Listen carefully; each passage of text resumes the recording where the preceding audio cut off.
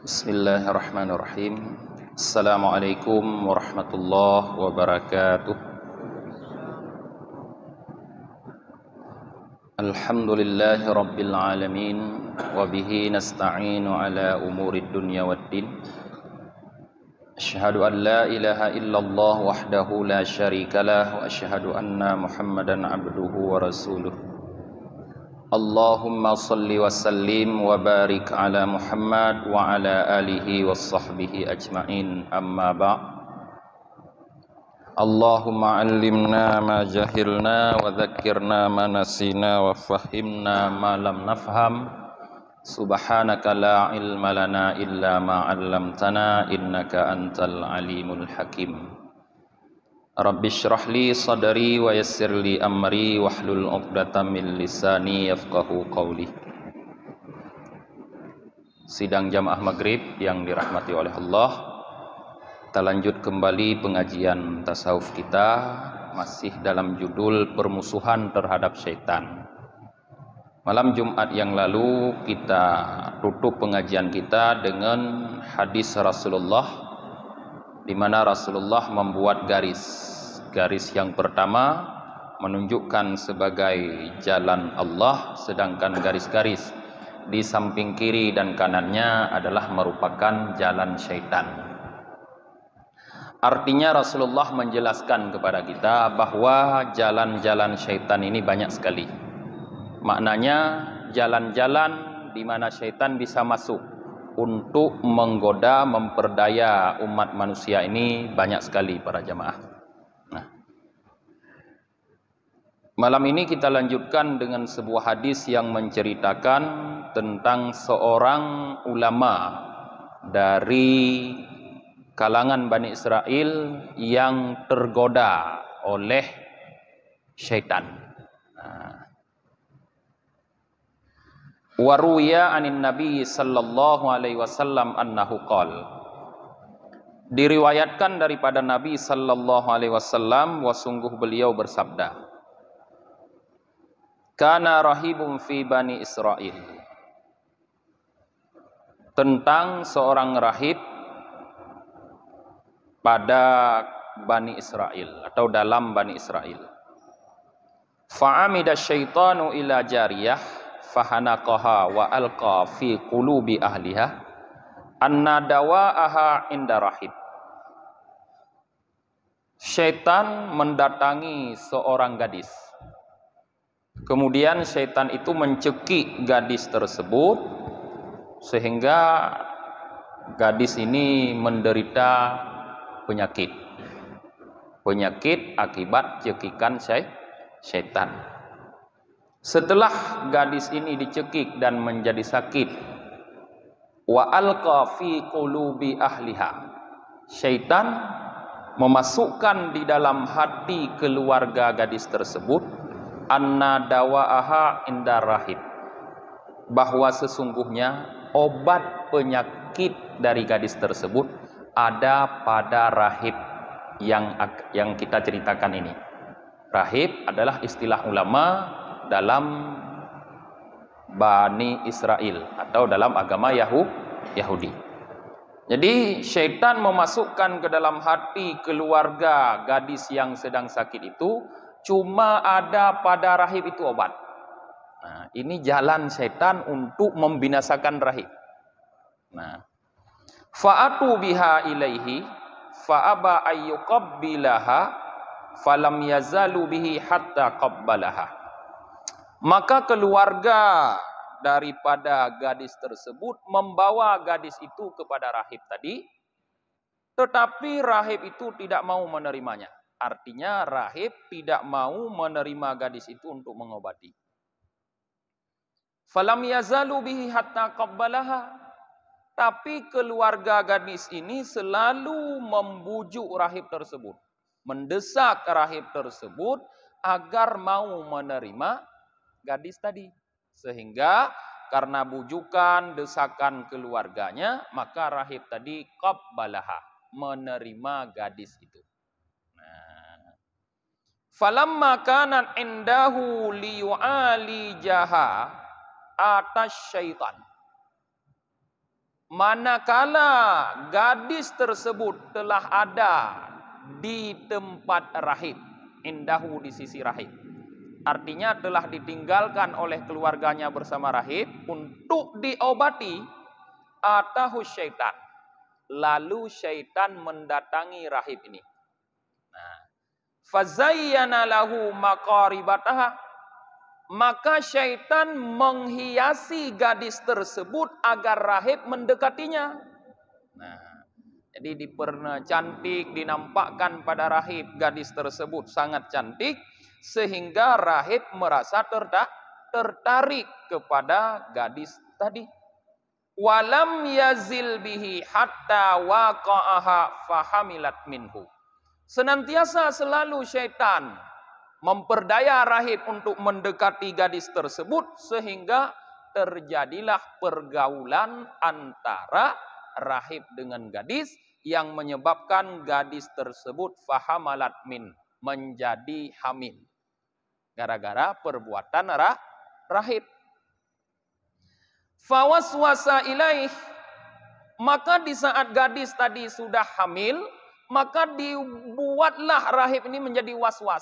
Artinya rahib ini tidak lagi merasa tenang karena dia sudah menghamili anak gadis orang. Bayangkan seorang ulama menghamili anak gadis orang, pasti sangat tidak tenang karena bukan pekerjaan biasa. Tapi kalau menyoka biasa, anak tapu-tapu pilih kadenang. Nya bukan pekerjaan biasa dia, maka dia tidak tenang. Waqal, dan syaitan berkata, al-an taftadahu ya'tika ahluha faktulha. Syaitan mengatakan, sekarang kedokmu telah terbuka wahai rahib, keluarganya pasti akan datang kepadamu. Faktulha, maka bunuhlah gadis tersebut. Jadi setelah dia menggoda rahib untuk menggauli gadis itu, kemudian dibuat rahib was-was, ketakutan, sehingga syaitan membisikkan lagi. Nanti keluarganya akan datang, bagaimana kamu akan mempertanggungjawabkan. Akhirnya disuruh mengambil jalan pintas agar gadis ini dibunuh.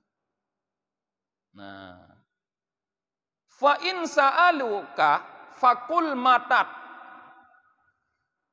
Jika mereka keluarganya bertanya kepadamu, katakan saja gadis ini telah mati. Maknanya mati akibat penyakitnya, karena penyakitnya parah kali.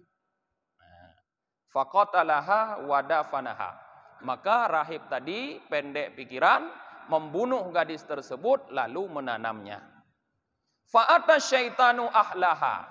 Maka kemudian syaitan datang kepada keluarga gadis itu.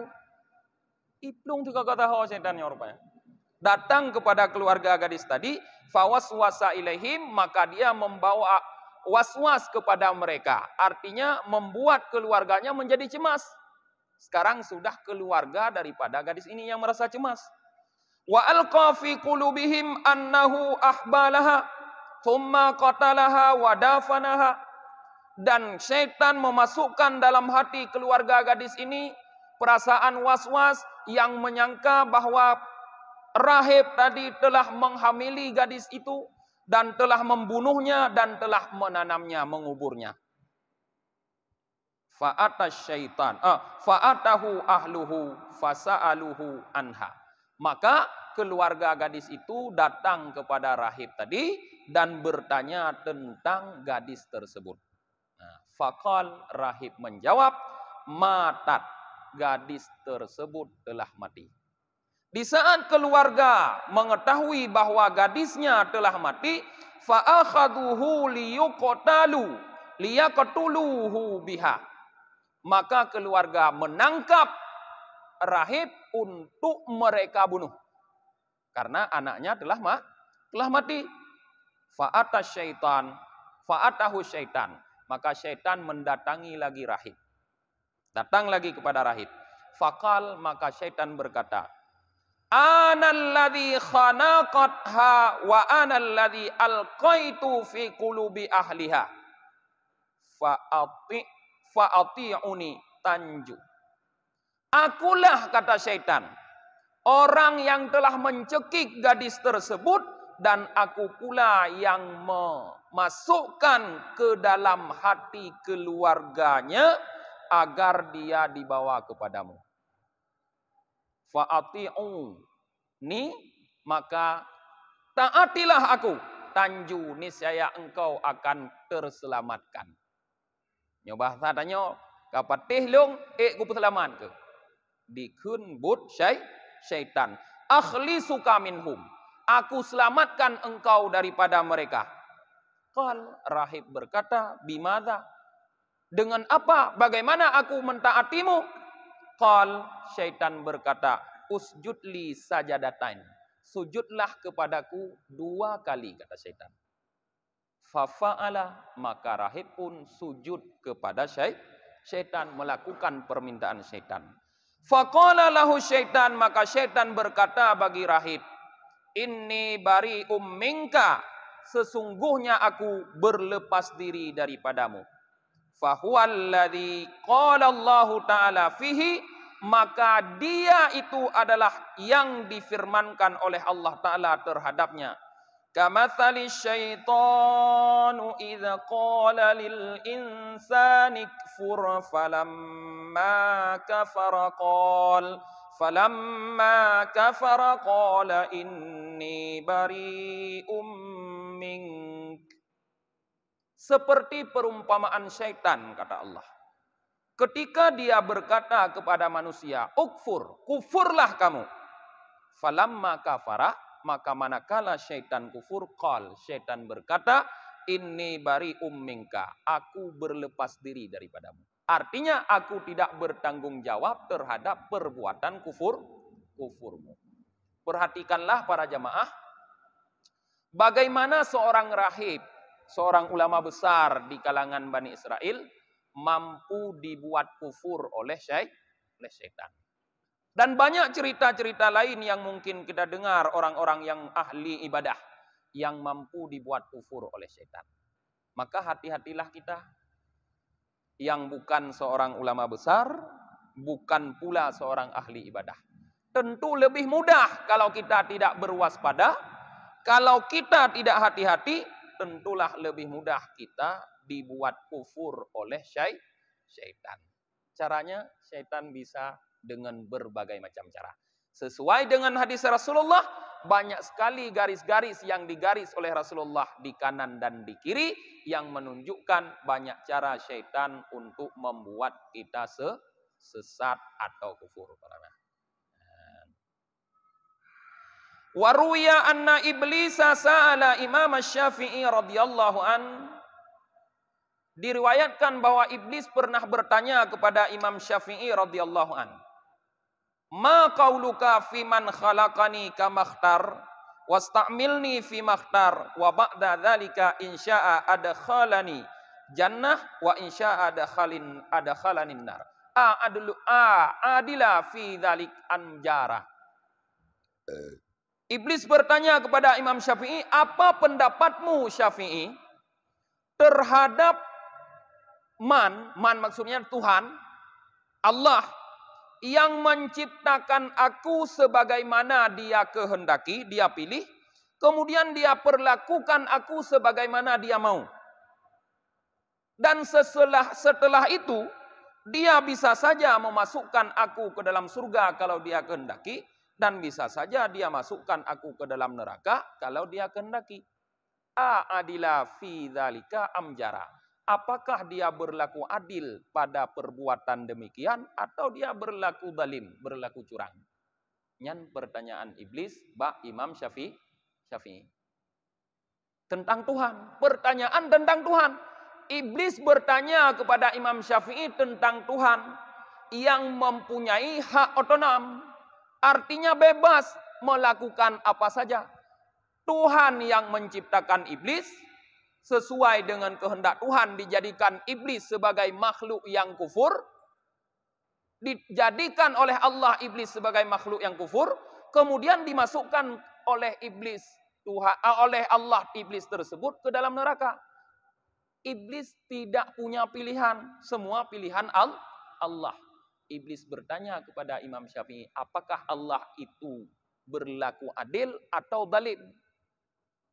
Apa jawaban Imam Syafi'i?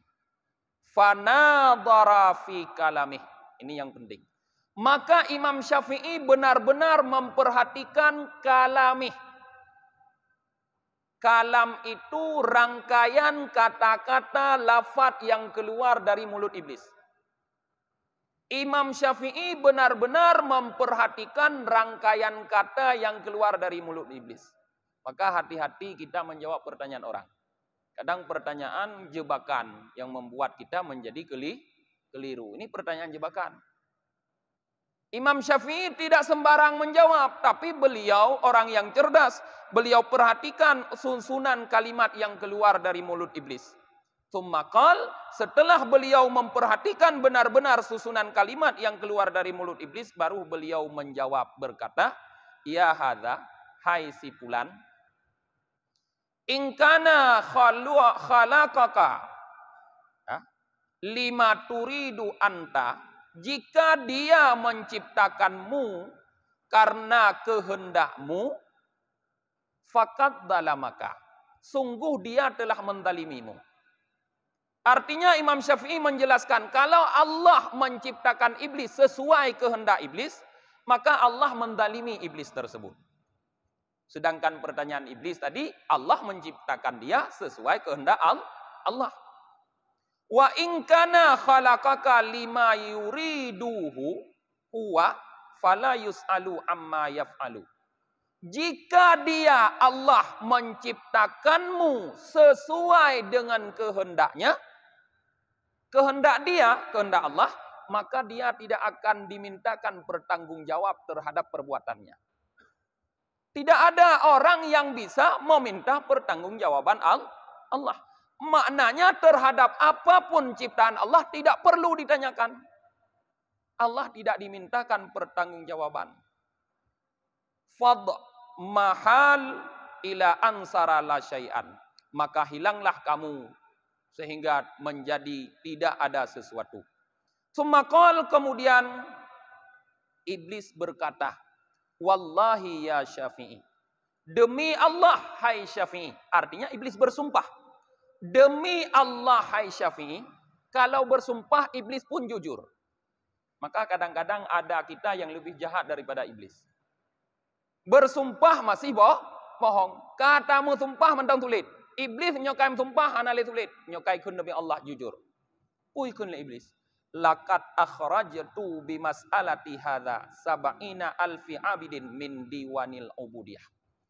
Aku telah berhasil mengeluarkan dengan sebab pertanyaanku ini, kata iblis, 70.000 orang yang ahli ibadah dari kelompok orang ahli ibadah. Pertanyaan iblis ini sangat menjebak. Satu pertanyaan iblis ini telah berhasil digunakan oleh iblis untuk mengeluarkan 70.000 ahli ibadah dari kelompok ahli ibadah. Artinya berhasil iblis membuat mereka menjadi orang kufur. Tetapi Allah memelihara Imam Syafi'i sehingga Imam Syafi'i memperhatikan betul-betul pertanyaannya sehingga jawaban beliau tidak membuat beliau menjadi kufur. Hati-hati tanya na murid kadang-kadang lagi nyai banyak tanya kan. Gara-gara tak jawab ji tanya jut ke kufur. Nyo hanjut tak jawab lebih kau dai mendang tadi. Nyan ban cara iblis nengi. Kedua boh. Dua cerita ini menggambarkan kepada kita dua cara berbeda bagaimana iblis menyesatkan orang yang alim. Tapi Imam Syafi'i tidak berhasil. Wa'lam anna mithalul qalbi mithalul hasni. Ketahuilah bahwa perumpamaan hati, kita berbicara kepada hati, bahwa perumpamaan hati kita itu seperti benteng. Hati kita seperti benteng bagi kita. Wasyaitanu adun yuridu ayyadkhulal hisn. Sedangkan syaitan adalah musuh yang berencana untuk masuk ke dalam benteng tadi. Itu hati. Fayumlikuhu wa yustauli alaihi. Maka kalau dia berhasil masuk ke dalam hati, dia akan menjadi raja dan akan menguasai hati. wala yaqduru ala hifdil hasni minal adwi ila biharasati abwabil hasni wa madakhilihi wa mawadhi'i thulmihi. Dan tidak akan mampu kita memelihara benteng hati, memelihara hati, ya benteng yang merupakan hati, daripada musuh yaitu syaitan, kecuali dengan menjaga pintu-pintu benteng. Artinya pintu-pintu hati, tempat-tempat masuk ke dalam benteng tersebut, dan tempat-tempat yang ada celahnya. Bayangkan jamun, burung muprang, pegot benteng, nah pintu, nah celah-celah. Jadi agar musuh tidak bisa masuk, maka yang perlu kita jaga pintu-pintunya. Celah-celah tempat-tempat yang di mana musuh bisa masuk, itu yang perlu dijaga dengan ketat. Nah, kalau pintu-pintu tersebut tidak kita jaga, maka musuh akan mudah masuk. Kalau sudah masuk, akan mampu menguasai, akan mampu mengendalikan. Wala yaqduru ala harasati abwabihi man la yadriha, dan tidak akan mampu menjaga pintu-pintu benteng kecuali orang yang mengenal pintu tersebut. Maknanya kalau pada hati itu punya pintu-pintu. Yang kalau pintu itu tidak kita ketahui, bagaimana bisa kita menjaga. Kiban tanuk jaga pintu bak hatinya moyohana taturi itu pintu. Jadi kenal dulu mana pintu, baru kita bisa menempatkan penjaga-penjaga bak pintunya. Fahimayatul qalbi anil waswasi syaitan wajibun. Maka menjaga, memelihara hati daripada waswas syaitan, daripada bisikan syaitan, itu wajib. Huwa fardhu'in ala kulli mukallafin, dia itu hukumnya fardhu'in terhadap tiap mukallaf. Wajib kita menjaga agar hati kita tidak dimasuki oleh syaitan. Wa ma la yatasawwalu ilal wajib fahuwa aidan wajib. Apapun yang tidak bisa sampai kita kepada wajib, maka dia pun hukumnya wajib. Apapun yang tidak sampai kita kepada wajib, maka hukumnya wajib. Salat wajib, contoh pada fikih. Tidak sah salat kecuali dengan taharah, maka hukum taharah menjadi wajib. Bahkan wajib bertaharah karena wajib semayang. Hansah tak semayang monyohana suci, maka hukum suci wajib. Kita wajib memelihara, wajib menjaga hati agar jangan dimasuki oleh setan. Tidak mungkin bisa kita menjaga hati kalau kita tidak menjaga pintu-pintunya. Tidak bisa kita menjaga pintunya kalau kita tidak mengenal pintunya. Maknanya menjadi wajib pula, sebagaimana wajib menjaga hati, kita mengenal pintu-pintu hati. Karena ngentaturi pintu baru kita jaga. Kemudian wala yatasawwalu ila daf'i syaitan illa bima'rifati madakhilihi. Fasarat ma'rifatu madakhilihi wajibatun. Dan tidak bisa kita menolak syaitan kecuali dengan mengenal tempat-tempat syaitan masuk. Maka hukum mengenal tempat syaitan masuk menjadi wajib. Nah, hukum mengenal tempat masuknya syaitan ke dalam tubuh kita menjadi wajib. Karena bagaimana kita bisa menolak masuknya syaitan kalau kita tidak tahu dari mana syaitan masuk? Maka mengetahui dari mana syaitan bisa masuk ke dalam diri kita, itu hukumnya wajib. Wajib mernoyan, kontunan. Wa madakhiluhu wa abwabuhu sifatul abdi wahya katsirah. Nah, tempat-tempat masuknya syaitan, pintu-pintunya hati, itu adalah sifatul abdi, segala sifat hamba. Wahia katsirah, dan dia itu banyak. Jadi rupanya pintu-pintu hati kitanya, tempat kita mengsyaitan dalam hati kita adalah sifat-sifat kita para jemaah. Nah, sifat-sifat kita. Sifat ini banyak sekali. Maknanya berarti banyak celah yang bisa digunakan oleh syaitan untuk masuk ke dalam hati kita. Le celah yang bisa digunakan oleh syaitan. Le pintu yang bisa digunakan oleh syaitan untuk masuk ke dalam hati kita. Menyokai tamang haik le dau the dengo. Nyopai dengan. Baik ne bekialah bai tamang gede. Le hitamang inang ku drop ni. Haik le drop le tamang. Menyokai tamang gebegah muno fayumlikuhu wa yastauli alaihi. Menyo syaitan sudah masuk, dia pasti menjadi raja dan dapat memerintah getanya. Nyokai tamang. Yang kinam. Nage lang grupuh mano, monyo musang ka itamong lam grupuh mano, nyan pasti pajoh mano. Bek nak beki mutamong musang ya mengon ke mano. Ya jaga mano semutot inan ha ni. Pasti ipajoh monyo ka itamong lam grupuh. Maka jangan biarkan masuk.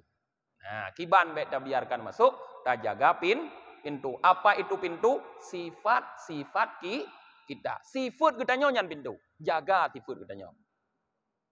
Dah sifat katanya yang perlu terjaga, yang merupakan pintu syaitan. Minha al-ghadbu wasyahwah. Sebahagian daripada sifat kita yang merupakan pintu untuk masuknya syaitan, yaitu ghadbu wasyahwah. Marah dan keinginan. Marah dan keinginan. So yang anda pernah bengeh ini. Mandum na pernah bengeh. Hana berat bacut menurut draw di tanya bengeh. Menurut buhu draw makin buhu makin berat bengeh. Makin getun makin kurang bengeh nanya. Teno got thi yang getun madu. Kau kena bengeh kau nyahang gejuk bengeh di robi kau nyam paling getun. Got thi. Jadi marah dan syahwat. Syahwat artinya keinginan. Hawa dari nafsu, keinginan dari nafsu. Nyan adalah merupakan pintu syaitan. Fa innal ghadba ghaulul aqli. Karena sesungguhnya marah itu merupakan ghaulul aqli, perusak akal. Tidra urang menyoka bengeh akal hanale terkendali niku. Haek le kendali menyoka bengeh. Urang ka bengeh, muka kamirah, ya kan? Un punyung kamirah nya haek le kendali. Anak ke yang gepelahe kok nyan roh gepoh, nyoka bengeh. Dia gepoh ndek baru teklik ke kepu roh gepoh. Rumah yang berakon ke cinta yang gelet-let sampai ge bayu muh 20 limang manyam ngam kawin getaluk le. Karena bengeh. Ini menunjukkan tidak mampu kita mengendalikan akal di saat marah. Nah, maka di saat akal wa idza dhaifal aql, apabila akal sudah menjadi lemah karena kemarahan, hajama jundus syayatin. Di sanalah jundus syayatin, para pasukan setan itu menggunakan kesempatan untuk menyerang. Jadi di saat penjaga pintu ikalon ka tengut, nyan ada dum ikong pintu jut itamong. Awak jaga pintu ka tengut. Security kabeh tengut dum. Kunci gembok nak kunci te ibu ka jut itamong. Maka baik tengut security, penyebab tengut security marah. Usahakan baik marah. La taghdab, la taghdab, la taghdab. Jangan marah, jangan marah, jangan kuasai diri Anda di saat Anda marah. Wa kullama ghadabal insan la'iba syaitan bihi kama yal'ibu sabibil qurrah. Manakala seorang manusia telah marah, maka syaitan itu akan mempermainkan dia dengan sebab kemarahan, sebagaimana seorang anak-anak mempermainkan bola kaki. Tenging lagi bola tipak ke noi tipak ke di hanuk min ada urang si. Yang kelegenyan tanyo menyoka bengeh dipermainkan oleh syaitan. Kita tidak punya kuasa lagi untuk mengendalikan. Honya tipak syaitan kunan diplum. Langgun thoi nak pulup syaitan kena nilup. Menyoka bengeh dia. Maka menyoka bengeh ada kemampuan yang menguasaikan diri. Sama seperti bola kedudukan tanya. Jut dipermainkan but syaitan, lagi anak mit permainkan bola kaki. Wa kadzukira anna ba'dal auliya, dan sungguh disebutkan bahwa sungguh sebahagian para aulia qal li iblis, berkata bagi iblis, arini kaifa taghlabu bena Adam, nampakkan, perlihatkan kepadaku wahai iblis bagaimana engkau menguasai anak Adam atau mengalahkan anak Adam. Faqal, iblis berkata, akhiduhu indal ghadab wa indal hawa. Aku menguasainya ketika dia marah dan ketika dia berkeinginan. Jadi nyo dasar. Kenapa ghadab dan syahwat, keinginan itu dikatakan sebagai pintu yang bisa dimasuki oleh iblis? Karena pernah iblis sampaikan kepada para aulia bahwa dia menguasai kita adalah ketika kita marah dan mempunyai keinginan. Maka nenging dengku dalam puasa cukup diingatkan kita oleh para ulama agar tidak hanya menahan diri daripada makan dan minum di siang hari, tapi berpoya-poya atau makan sebanyak-banyaknya ketika berbuka. Baik hanya menahan. Sampai kepada berbuka pun harus mampu kita tahan. Karena itu adalah hawa, keinginan. Maka sampai terus benar keinginan kehuratnan tidak meng syaitan. Makanya tak lu keinginan tanya kadang-kadang. Pulang tengah napeng dia kan?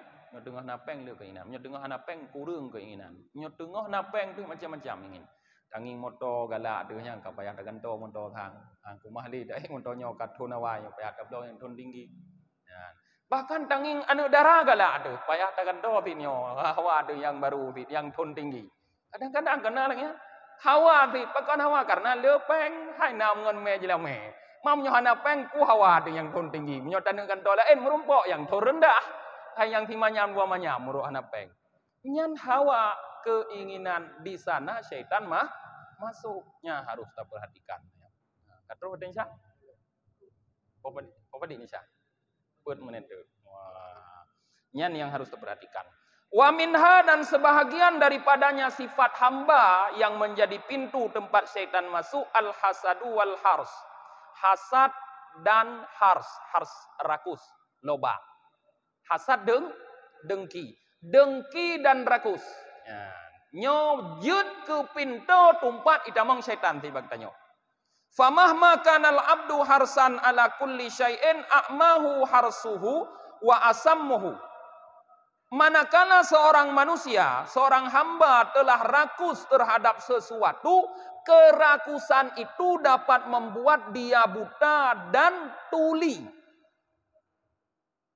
Tanya menyoka ingin terhadap sesuatu, maka apapun akan kita lakukan untuk mendapatkan. Itu maknanya kita buta, kita tuli. Tidak lagi memperdulikan melihat di situ ada larangan. Tidak lagi memperdulikan mendengar bahwa di situ ada larangan. Mata hati hanali terpergunakan menyoka rakus itu. Taduk bu, taduk dan nyoba kanduri rame-rame. Nyo contoh hubud mentong. Belah reno na urung. Belah reno tiada yatim kadang. Iku jih na yang mangat-mangat. Nyantara balik tanya. Sehingga anak yatim nyanta putan tinggai. Tinggai anak yatimnya podra. Kuah boh limeng. Tinggai. Kuah boh limeng. Atam ku lain mano kata jauh ketanyo. Rendang kata ketanyo. Udung kata ketanyo. Tinggai atam ku anak yatimnya. Mujingin. Ipajo hubungan buto. Apakah anak selera pajo buku kah? Pandai selera inuman ngan kuah boli meng nyan kerakusan hana leduh danging yang duk di samping tanya ni yatim hana leduh danging yang duk di samping tanya urang gasin pakan karena rakus nyo bahaya tak rakus nyo jalan setan untuk itu mong. Seseorang yang memiliki sifat rakus maka dia akan melakukan apapun untuk mencapai keinginannya. Banyak orang yang berbuat maksiat karena rakus. Nah gaji 5 juta tapi hansip minta cara lain supaya mendamah gaji. Yang kebanyakan cara-cara lainnya cara ilegal, artinya tidak sesuai dengan hukum. Yan bani jerumuhkan. Pajan telah tentu tekai drop buka pika. Ka telah tu ka kunong OTT. Pakon hani pegah ile pingat tu. Puyak drop laju. Kenai pegah lagi ya? Puyak drop laju. Dia kai pingat dile drop laju. Baru telah tu. Nyon lagi mana? Kalau ke sujud dua ke syaitan baru tu telah hana manfaat le. Maka pintu yang kedua yang dapat dimasuki oleh syaitan kepada tanyo adalah hasud dan rakus. Fahina idin yajidu syaitan fursatan. Maka ketika kita sudah bersifat dengki dan rakus, syaitan sudah mendapatkan kesempatan, lalu dia membuat kepada kita, menghiasi kepada kita seolah-olah kerakusan itu bagus. Sehingga di saat kerakusan sudah terasa bagus, kita tidak lagi memperdulikan apakah perbuatan yang membuat kita sampai kepada tujuan yang ingin kita dapat itu mungkar atau fahsya. Perbuatan buruk tidak lagi kita perdulikan. Dua boh mentang malamnya. Tuk malam muka mentang le sifat-sifat yang membuat getanya dimasuki oleh syaitan. Malamnya menjaga marah, syahwat, hasud, rakus. Nyan retnan kita meng syaitan. Nyan pintu tempat kita meng syaitan. Tutup pengajian kitanya dengan baca doa akhir majelis. Subhanakallahumma wa bihamdika wa nashhadu an la ilaha illa anta wa nastaghfiruka wa natubu ilaik. Subhana rabbika rabbil izzati amma yasifun. Wassalamun alal mursalin. Walhamdulillahi rabbil alamin. Sallallahu ala Muhammad. Sallallahu alaihi wasallam. Sallallahu ala Muhammad. Sallallahu alaihi wasallam. Sallallahu ala Muhammad. Ya Rabbi salli alaihi wasallim.